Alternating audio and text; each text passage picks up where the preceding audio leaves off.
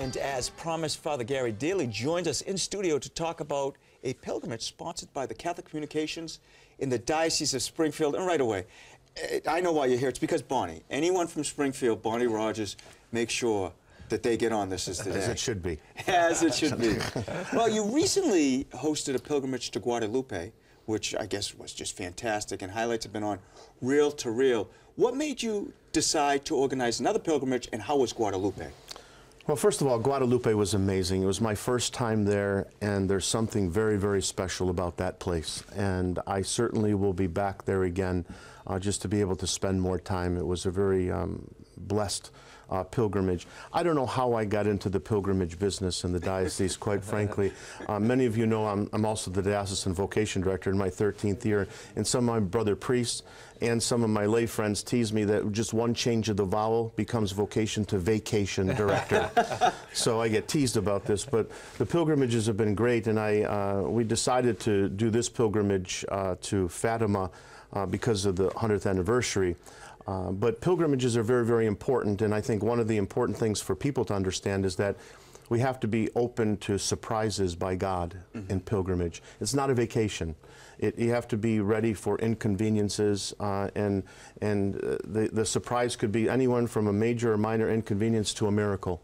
And that's one of the blessings of a pilgrimage. And so we're just grateful to be able to do these pilgrimages for people in our diocese, but for all over, to go to various parts of the world.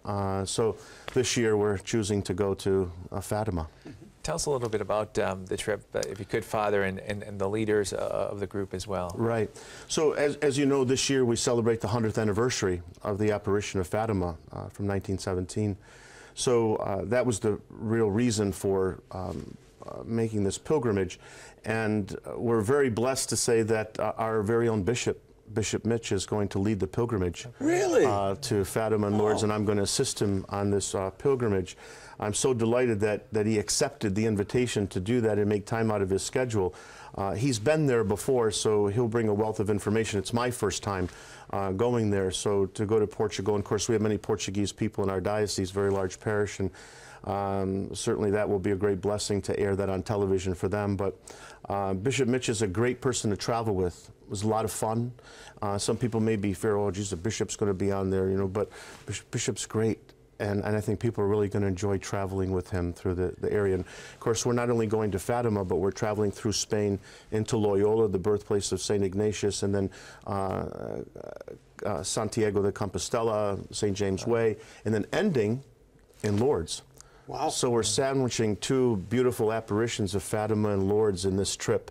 I think it's going to be just a great blessings and grace for the people on this journey. Well, if you want to make it even longer, you could walk St. James Way. It's about 700 miles. We could. And see how that goes. I ran that by Bishop. No, it was not going to. No, I don't think that was. We're going to take a bus through it. How long is the pilgrimage? The pilgrimage is 11 days. Oh, great.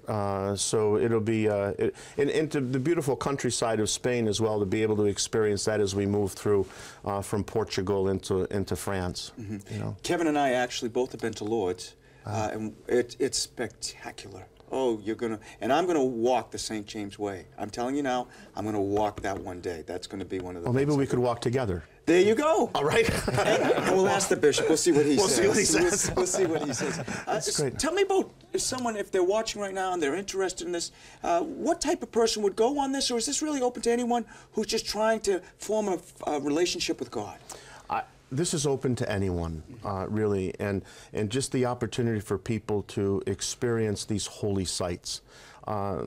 I've never been to Fatima, and I've never been to Lourdes. So 3 major apparitions, Guadalupe and these 2 in 1 year, is just a great blessing for me personally. But I want to be able to share those blessings with so many other people as well, to be able to experience, you know, first of all, Fatima and the 100th anniversary. There's going to be tremendous grace coming from that.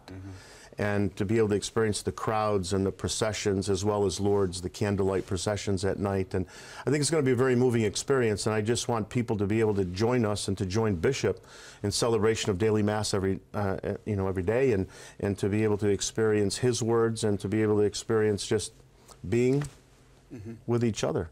pilgrimage. So you had Reel to Reel with you, and they did a story on this. What were some of the things they captured when you were at Guadalupe? What are some of the events?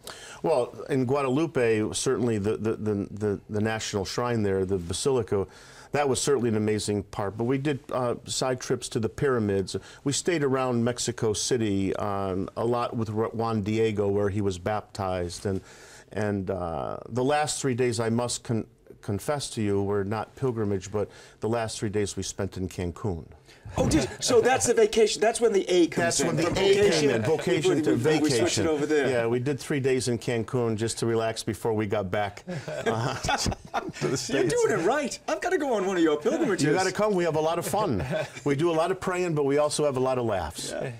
Talk about the people too, because as you said, you've been on the pilgrimages too. But the people that go on the pilgrimage too, do you find that they form connections and still sort of stay in contact after the pilgrimage? Well, I have to tell you, it's probably about my 6th pilgrimage for the Catholic Communications Office in the diocese, and there are at least a dozen people, maybe more, who have been on every single one with me.